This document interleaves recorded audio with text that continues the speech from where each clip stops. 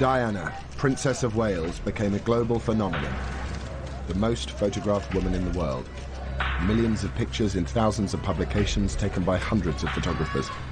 Her face made many fortunes. The Princess of Wales was our bread and butter. We depended on her. Diana's death in the car crash of August 1997 stunned a world that had lived her life with her. You can't believe that something as simple as that would kill her. There's got to be something else. There's got to be a bastard somewhere who killed the Princess of Wales. The blame was put squarely on the photographers who had surrounded her in death as well as in life. I always believed the press would kill her in the end. Every proprietor and editor of every publication that has paid for intrusive and exploitative photographs of her has blood on his hands today. For 10 years, conspiracy theories, claims and counterclaims have obscured what happened in the tunnel. Did the photographers chase Diana to her death? Did they hinder the emergency services that they had not called because they were taking pictures? This is the story of the men arrested that night in the tunnel. They witnessed and recorded one of the iconic moments of the 20th century. For one night, their pictures were amongst the most valuable press photographs ever taken. But for 10 long years, they have paid a heavy price for being there. Their photographs have not been seen on television, and they have never felt able to tell their side of the story to a world still mourning the death of Diana. Until now.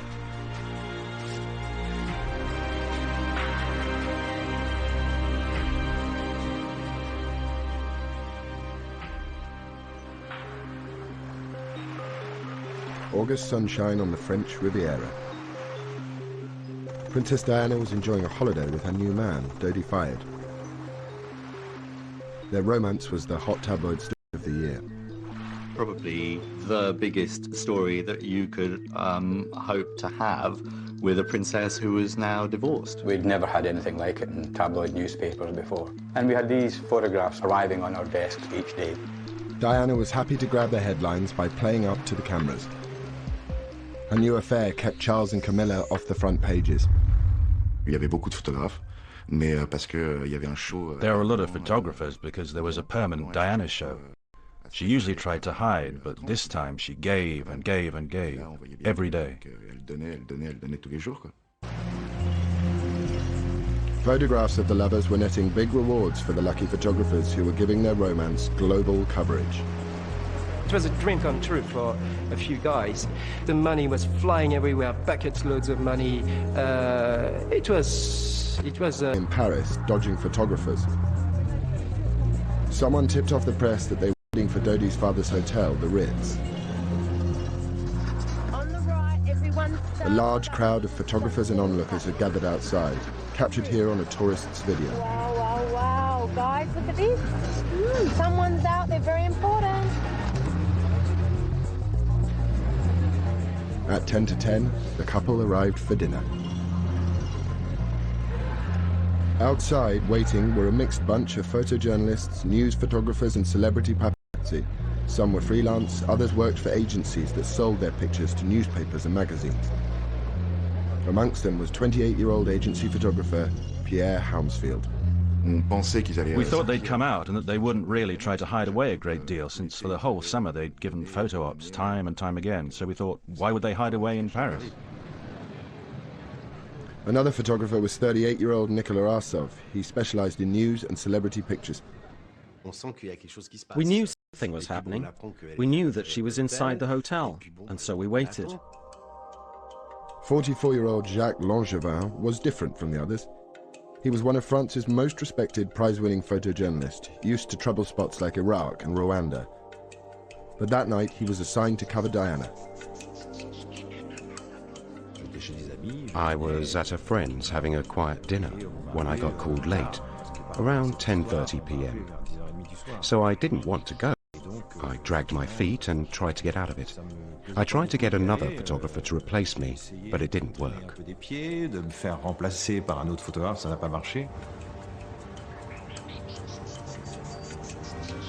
Langevin joined the press pack outside the Ritz.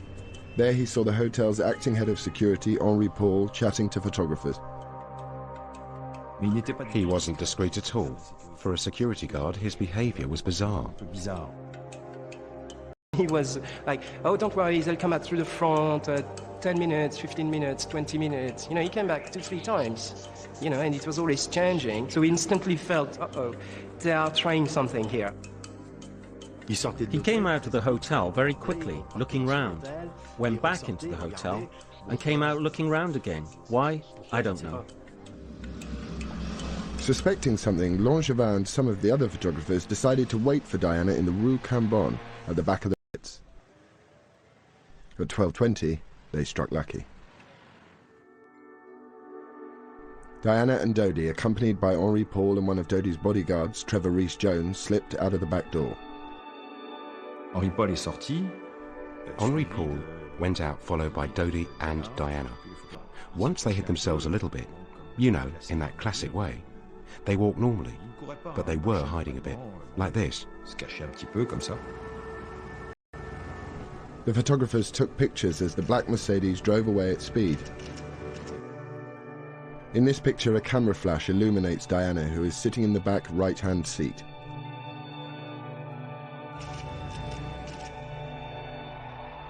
In this picture, we see Henri Paul at the wheel. Trevor Rhys-Jones is in the front passenger seat, raising his hand. Diana is in the back with her head down. Dodi is on her left, but not visible. This is one of the last photographs taken before the crash. I was happy. I'd taken pictures. I'd fulfilled my mission. So I didn't intend to follow them because I'd come by car, and I can't follow a car taking off like that. At the front of the Ritz, 2 decoy vehicles faked a departure, seen here in the tourist video. And here, caught on the hotel's security cameras. As they pulled away, some of the waiting photographers knew they'd been duped. When I realized that they had left, I felt, oh yeah, mistake, you know. But again, it's a mistake, but, you know, shit happens. Nicola Arsov also missed getting shots of Diana. I said to the colleagues that were with me, right, I've had enough. I'm not going. Other photographers did give chase, in cars and on motorbikes. Some nearly caught up with the Mercedes by the Place de la Concorde. At the lights, Henri Paul sped. He accelerated along the riverside, leaving the photographers behind. At 12:23, on August the 31st, 1997, he raced into the Alma Tunnel and into history.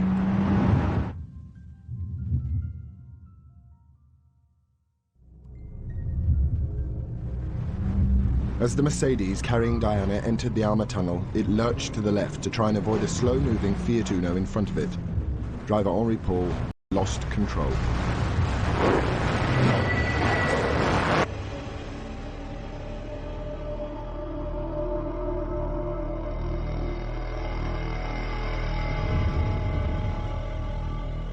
The car slammed into the 13th concrete pillar at 65 miles an hour. The force of the impact removed the front bumper.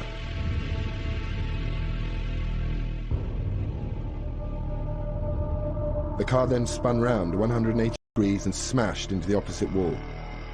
This picture shows the car in its final position, up against the wall, lights on, horn blaring, facing the direction it had come from. Dodi and Henri Paul died instantly. Trevor Rhys-Jones was pinned in the road. News footage taken later that night shows the damage to the front of the car. The photographs used in this program were taken by onlookers as well as the professionals. Some of the photographers' pictures were printed in the French investigation dossier. These photographs are the most precise record of what happened during the first chaotic minutes after the crash. In them we see the actions of the photographers, police and onlookers.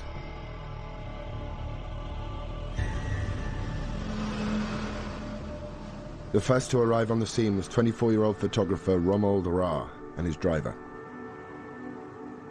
They were about 30 seconds or 600 meters behind the Mercedes. Ra had a diploma in first aid. He was the first to approach the car and open the rear door to see what he could do. J'ai eu un choc pendant quelques secondes. Je me suis un petit peu écarté de la voiture. I was in shock for a few moments. I backed off from the car, and then I came back and went towards the car so that I could open the door and see what I could do, and if I could give them some first aid.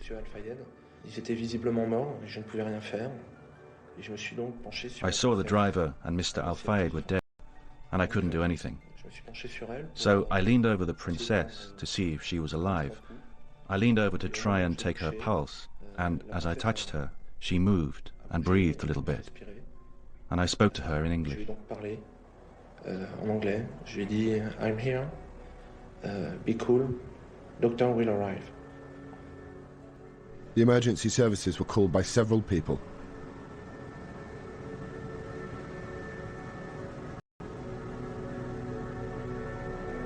Next on the scene, amazingly, was an off-duty doctor trained in emergency medicine. Dr. Frédéric Maillet was driving in the opposite direction with a friend, Marc Butt, when they saw the wreckage. Maillet quickly assessed the condition of the car's occupants. I remember the left back passenger was apparently dead. Didn't breathe, didn't react, didn't show any signs of life. There was the front passenger who was still alive, shouting, screaming, because he was severely injured on his face. So at least he has kind of consciousness, kind of blood pressure, so he was not extremely urgent. And the left passenger was a beautiful woman. She didn't have any blood on her face, but she was unconscious and her head was down like that and she had difficulty to breathe. So she needed some assistance very quickly. Dr. Maillet rushed back to his car to get his medical kit and oxygen. Only now did more of the photographers the car. Rommel Ra told him to get back. It took me just maybe 1 minute to go and come back from my car. And these people, like 3 or 4 people, were walking around the wreckage. When I went inside the car to give assistance to the beautiful lady, they began to take a lot of pictures with a lot of flash. This is one of the earliest pictures taken. Many photographs of Diana were taken that night. We will not be showing her face. Diana is jammed between the front and back seats. Dr. Maillet is administering oxygen to her. I know it's very surprising for everybody, but I didn't recognize her because my attention was focused on so many other things. I didn't have time to try to understand who she was.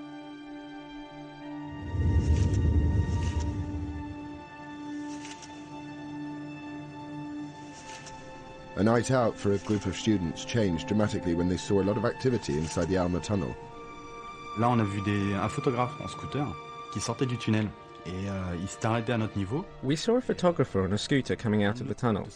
He stopped beside us. One of his colleagues was saying, "Come back, she's still alive." We started to wonder what was happening. We ran in and went to look at the crashed car. On est sorti de la voiture et on est allé voir directement au niveau de la voiture en fait, accidentée. One of the students, Damien Dolby, was a volunteer fireman trained in first aid. The picture showing Dr. Maillet treating Diana also shows Dolby at the front car door helping Trevor Rees-Jones, who is trapped in the wreckage with multiple injuries.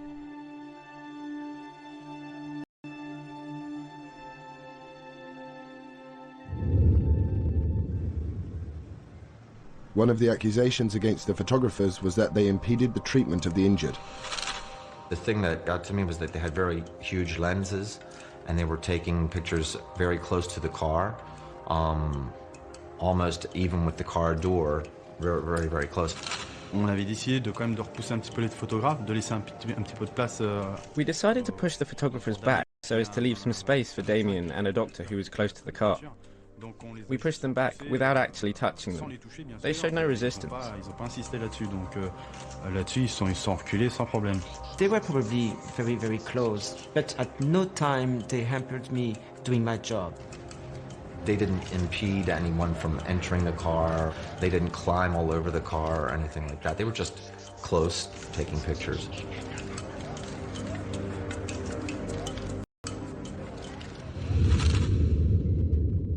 This picture was probably in the car, a mixture for onlookers and photographers. From this angle, it does not appear that any photographers' vehicles are obstructing the tunnel. The damage to the left side of the car, where it hit the wall, is extensive. The exhaust has fallen off.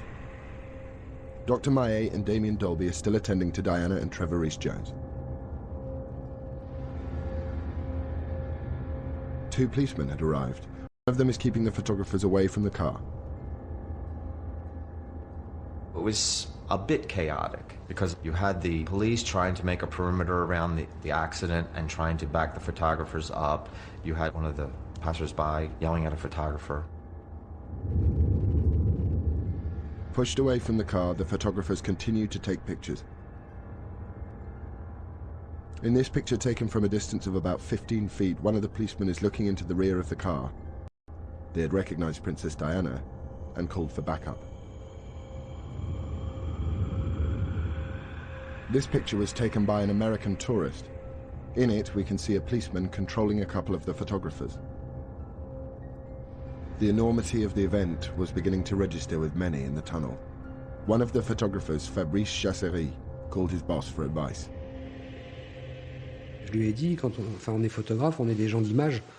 I said to him, we're photographers.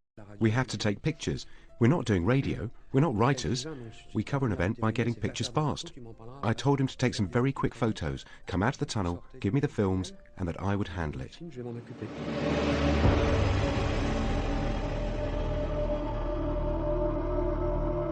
"9 minutes after the crash, a fire and rescue crew trained in emergency medicine arrived. At this point, Dr. Maillet handed over the care of Diana to them and left the tunnel. I thought that this beautiful woman who had a good chance to live, because I thought it was just a head injury. Diana's external injuries appeared slight. No one realized how serious her internal injuries were. In the picture, the fire crews are in the difficult process of extracting Diana and Trevor Rees-Jones from the car. Jacques Langevin, who'd got his shots of Diana at the Ritz, was on his way home when he saw the crashed Mercedes. I didn't make the connection between the car and the photographers. I was probably a bit slow. Obviously, after 30 seconds, my brain finally engaged, and to me it was impossible that the people that I'd been photographing 10 minutes before were the people in the crashed car. I realized that it was such an incredible event. I started to take pictures as well. Over. I was surprised. Why was he there? I turned like this because I was on my motorbike and I saw the car. Shit, a completely smashed up car with people surrounding it. And it's terrible. What am I going to say? But I said, they are completely messed up. But not for 1 second did I think it was Diana and Dodi's car. Not at all. It's he who said to me, you don't understand. I said, understand what? He said, it's Diana's car.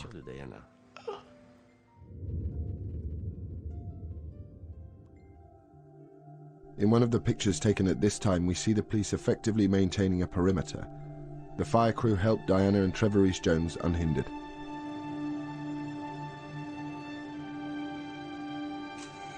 Approximately 17 minutes after the crash, an ambulance for Diana arrived.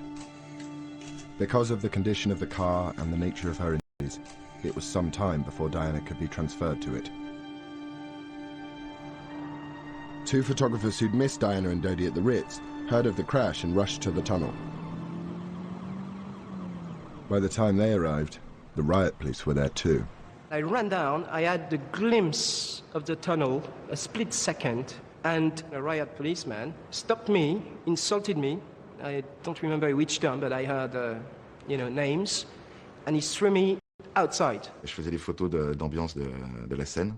I was taking photos of the scene, and a little group of policemen asked me to stop taking photos. I did, and they asked me for my film. I really didn't want to give them my film. We had a rather terse discussion. I ended up opening the canister and taking out the film. That meant I didn't have the photos, but neither did they. But some of the photographers had got their films out of the tunnel.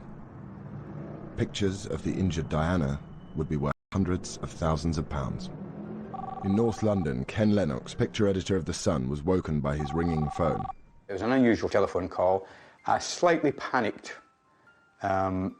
French-speaking photographer said he had got photographs of Diana being involved in a car crash, and I could have them exclusively for the UK for £300,000. My heart jumped. I didn't waste time. I had to see these pictures, but in principle I'd said yes to buying them. A few miles Photographer and picture agent Lionel Chiraud was also woken with the news. I got a call from somebody in Paris who's got pictures of the accident. So I said, yes, please get hold of these pictures and arrange to have them wired. In Paris, the police chief, Philippe Massony, had sealed off the tunnel. À partir du moment où il est arrivé, on a été pris dans la nasse. From the off, back off. And then they told us to go to the end of the tunnel. D'aller au fond du tunnel.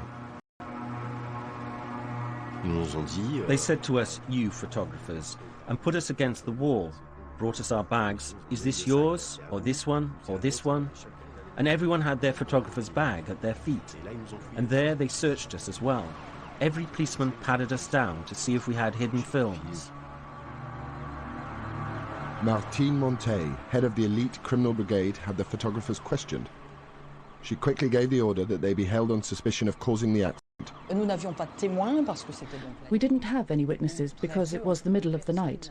Very few people, well, no one saw what really happened. However, we quickly understood the paparazzi were behind and around the car, a bit like an escort, if you like.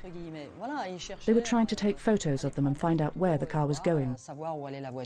It wasn't anything extraordinary because they are notorious for it. C'est leur notoriété.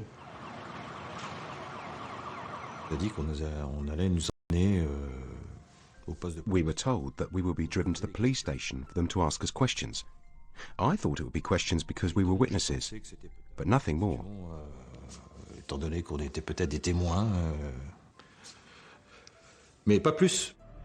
6 of the photographers and Romuald Ra's driver were put into a police van. Pierre Sue watched as they were driven away. We saw CNN putting the camera up and zooming on the guys. We went like, this is not good, because what does it mean? It means it's them, they are the murderers. You know, they are guilty. The photographers in the van believed they were simply witnesses to a terrible accident. They had no idea of the ordeal that lay ahead.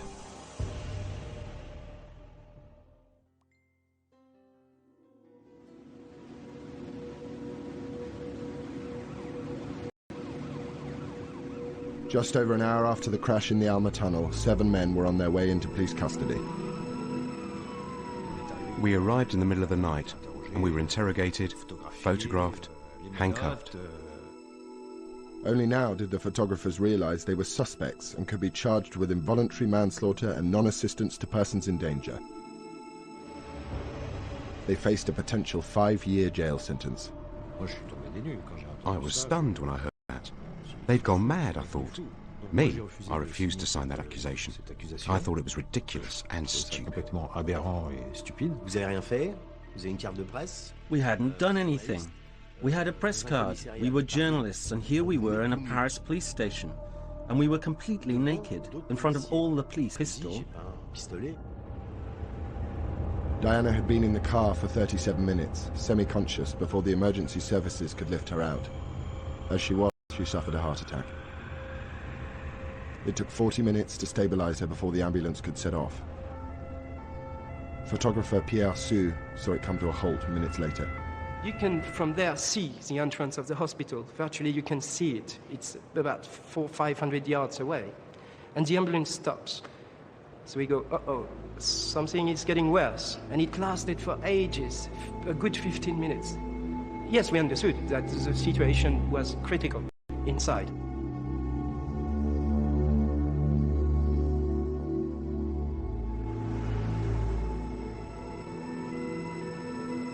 The ambulance finally arrived at the hospital 25 minutes after leaving the tunnel. The British ambassador and French officials were waiting. She was lying on a stretcher, her blonde hair falling this way. Her face was very serene. She had a very untroubled face. She had bruises here. That is to say, she had bruises on her eyes, as if she'd been beaten up. Philippe Massony, the Paris chief of police, imposed a news blackout, but he briefed all the officials on his initial findings. He explained to me, in fact to all of us, that the matter was linked to paparazzi, who hounded, who chased the car. They had already arrested some of them. But not all the photographers who'd been in the tunnel were in police custody. 3 got out before the arrests. Laurent Sola was agent for 2 of them. Oh yes, it was fantastic. I had the exclusive on the story. They'd all been arrested with the films, and everyone that had been together during the night and on all the jobs, with one blow, they were all gone. So that left me the only player in the game.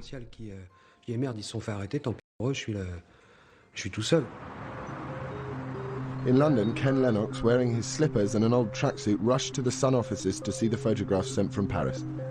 I just ran through security, straight up to my electronic picture desk, opened it up, sat in front of it. The first picture jumped up, and I knew right away that we had to have them because she had a trickle of blood coming down her forehead, but she didn't look badly injured. There was no horrific injuries to her at all. So it was a great publishable story. It was going to be absolutely sensational. At the same time, Phil Hall, editor of The Sun's sister paper, The News of the World, was looking at his own set of photographs. I remember sort of looking across and seeing a slightly furtive look on their face, thinking, come on, this is going to be a huge story if this story develops. Any story involving Diana was front-page news, but this promised to be the biggest ever. The world's media was starting to wake up to the events in Paris. The phone went alongside the bed, and it was my editor at the time saying, Dodie's dead and Diana may be dead. And using extremely fruity language, I thought this was a wind-up. I said, you know, don't wind me up. It's 1:15 on a Sunday morning. He said, no, this is true. Dodie's definitely dead. There's been a car crash. Can you come in? Gowing went on air at 2:30 London time. Welcome to BBC World News. I'm Nick Gowing. Diana, Princess of Wales, has been seriously injured and her companion, Dodi Al Fayed, has been killed in a motor accident in the French capital, Paris. Reports say a vehicle carrying the princess and her entourage was being chased by a carload of paparazzi photographers. At News International, the mood rapidly changed from excitement to shock, as reports suggested the paparazzi were to blame. One of my first thoughts, and I remember saying it in the office, was that, gosh, if one of these photographers has caused this accident, we're all going to be in trouble. This could be the end of the free press as we know it, because there'll be a massive, massive backlash against us. I felt sick. I felt anxious about it all. I knew that my photographers would be in trouble on the streets, and it didn't look good. One of the few voices to challenge the report blaming the photographers for Diana's accident was James Whittaker. I'm now joined by James Whittaker, who is the royal correspondent for the Mirror newspaper. There's one thing with the paparazzi following, but the driver doesn't have to drive in such a way that an accident is then caused. What I did think was, how can these people just blame the photographers for doing it? They haven't got a clue what's going on. It wasn't the BBC who were making this judgment about paparazzi. It was already beginning to come out from a number of people. It's the damn paparazzi who were chasing the princess and caused the car to have this serious smash.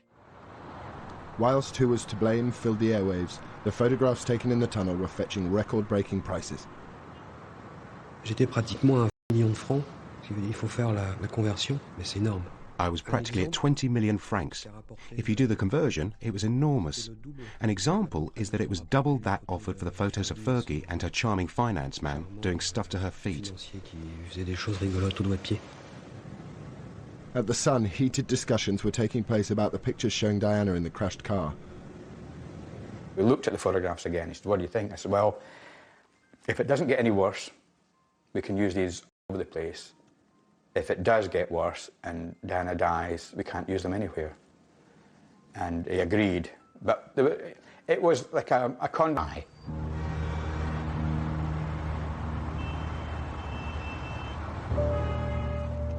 But there was little optimism at the hospital in Paris.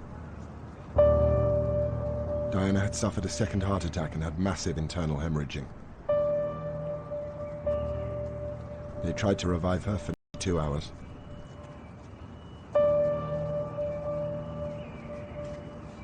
At 4 o'clock in the morning, the chief of police was informed by a doctor who came out and said, "It's over."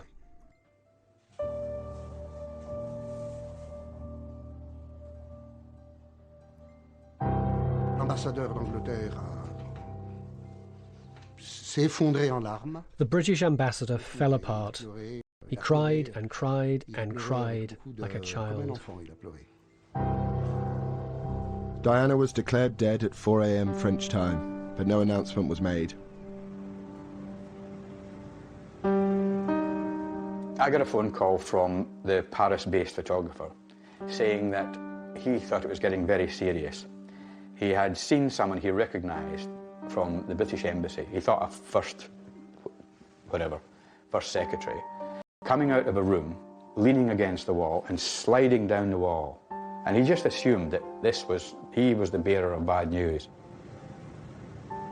By 4:30-ish, we essentially knew that she was dead.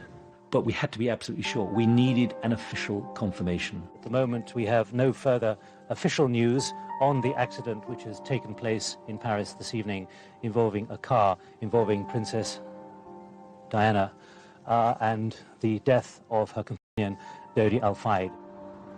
By now, 500 million people around the world were tuned into news channels watching the unfolding drama on TV. I had to hold my breath, metaphorically, realizing that something dreadful was about to be made public, and I would have to reflect that on air. Nearly 2 hours after Diana died, the truth was reported. Within the last few moments, the Press Association in Britain, citing unnamed British sources, has reported that Diana, Princess of Wales, has died. This is not yet confirmed by any official source. So an unconfirmed source from the Press Association is that Diana, Princess of Wales, has died. At this moment, the photographs of Diana suddenly became untouchable, priceless to worthless in moments. I couldn't profit from her death. I decided to stop the sale, tear up all the faxes, and tell everyone I was no longer selling the photos. They'd become, instead of being a great commodity to use with a slightly injured Princess of Wales in a car crash, it's a great story, to be something that you just couldn't envisage publishing in a national newspaper the next day for people to waken up and see these photographs.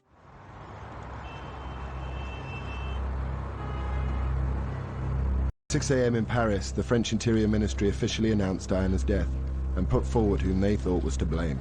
S'étant lui-même rendu sur place, d'après les premiers éléments que nous avons recueillis, le véhicule dans lequel avait pris place la princesse était suivi par des journalistes qui tentaient de prendre des photographies.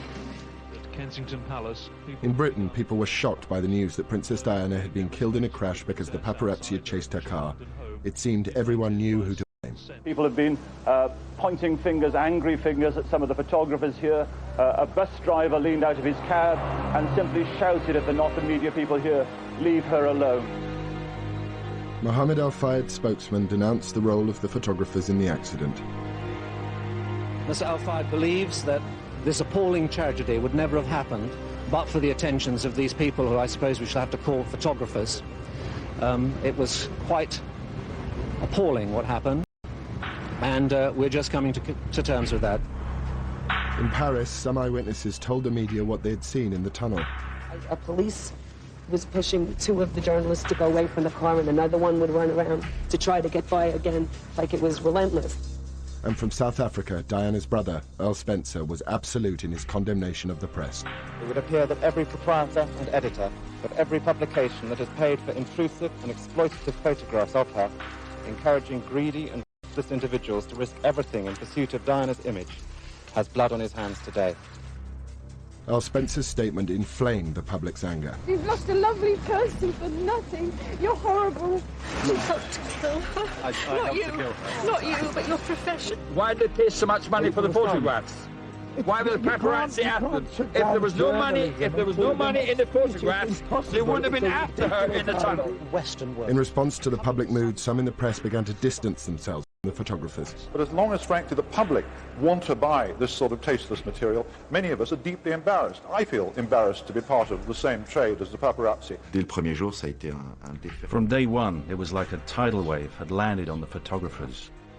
Without proof, without really knowing what had happened or waiting for any sort of conclusion to be drawn, it was the photographers who were thrown to the mob. It was their fault. It was them. And there wasn't even any point in having a trial because it was them, for sure. They.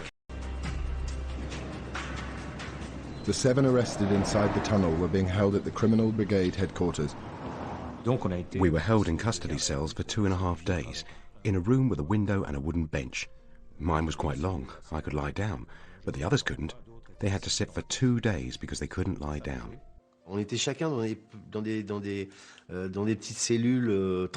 Each of us was put in a transparent cell with a neon light above. I had no idea whether it was day or night. It was all psychological.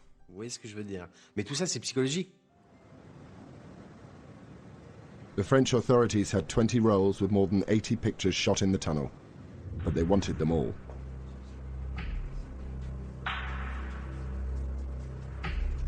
Across Paris, photo agencies were raided and told they faced 3 years in prison and £30,000 fines if they sold any of the pictures. Laurent Sola didn't want to give up his negatives, but went voluntarily to the Criminal Brigade. The first strip search is done when you're stark naked. It's like in the movies, except you're not an actor. You are stark naked. A guy with fat fingers searched me. At this point, it's no movie, taking a fat finger up your ass. Eventually, Sola handed over his negatives. The operation to get the photographs spread across the channel. In London, Lionel Chereau reported a break-in at his home. A crime prevention officer came to his house. He says, I have examined this report of your burglary, and I have to tell you that you have not been burgled, but that you have been targeted. I said to him, targeted what, by the grey men? He said, well, you can call them whatever you like. Grey men, MI5, MI6, but what I can tell you is that the person that came into your house had a plan of your house, had a key to your front door. And I would like to point out, he said, delicately, that at no point were your lives in danger, at which point my wife burst into tears. The French police developed all the films confiscated in the tunnel and in the raids. Crucially, they revealed there were no pictures of the Mercedes as it drove to the Alma tunnel. After seeing the report blaming the photographers, Dr. Maillet and Marc Barth spoke out. One of the most important parts of us coming forward is that we knew that there were no photographers. This whole group of photographers was not around the car at the time of the accident because we were there before them. So they didn't come until 2, 3, 4 minutes afterwards. So they couldn't have been the cause of the accident. The evidence, both photographic and eyewitness accounts, seemed to show that the photographer.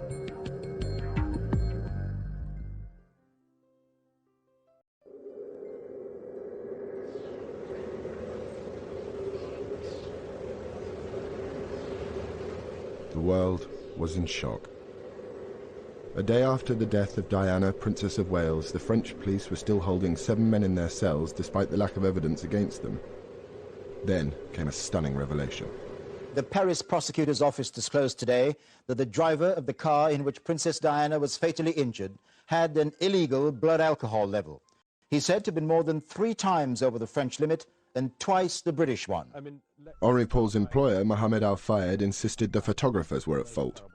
The way these people went along, John, it was like the Wells Fargo stage, surrounded by Indians, but they weren't firing arrows, they were firing these blitz guns. And you know, after the accident, those motorcycles were left deliberately or accidentally in such a way that the emergency services were delayed by 10 or 15 minutes in getting there.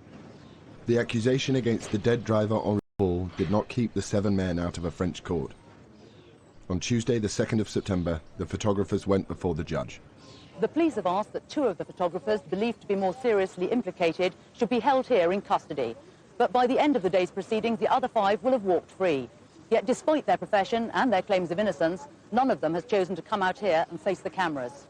We were served up on plates. We were served as dessert, the pièce de résistance to the entire media. It was extraordinary. Everyone was saying whatever they liked about it. And it sold. A phalanx of photographers in the world's press were waiting. Nicolas Arsov slipped out of a side door.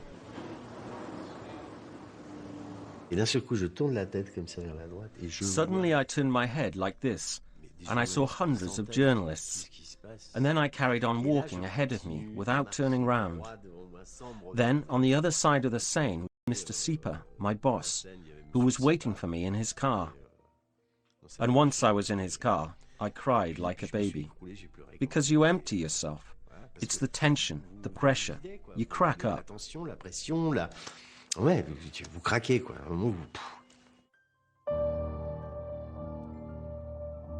Diana's funeral at Westminster Abbey, a chance for the world to express its grief at her untimely death. It is a point to remember that of all the ironies about Diana, perhaps the greatest was this. A girl given the name of the ancient goddess of hunting was, in the end, the most hunted person of the modern age. When Diana's brother spoke out against the media, the crowds were with him. Mohammed Al-Fayed kept up the pressure on the photographers because the alternative was to say, my employee was drunk, was responsible for the death of Diana, Princess of Wales.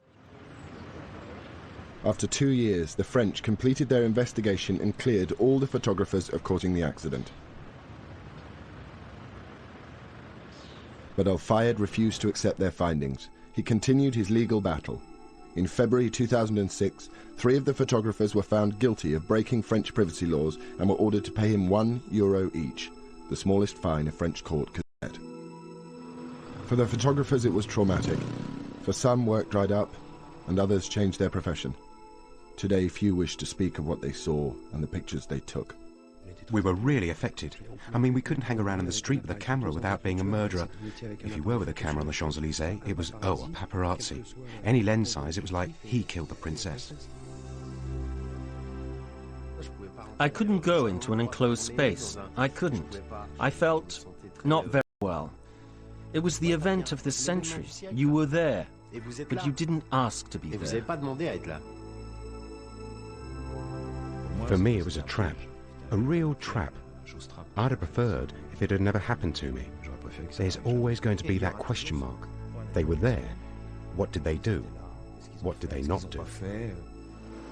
Controversially, since the crash, some photographs have been published in the Italian and German press, and in 2006 a book about the French investigation revealed more pictures. But most of the 80-plus photographs taken that night remain locked away in police files, imprisoned by our sensitivity to the memory of Diana. They were published here, there's no doubt about it. They're part of the history.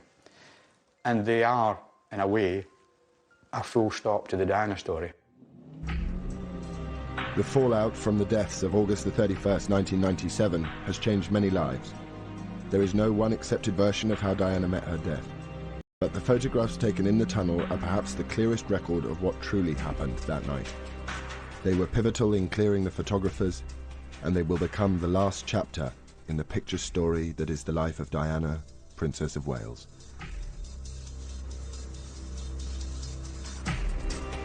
You can let us know your views about tonight's Diana, the witnesses in the tunnel, at channel4.com/Diana debate. And we've scheduled an additional programme later this evening in which the issues raised will be debated. Krishnan Guru Murthy chairs Witness in the Tunnel, the debate, at 11:05.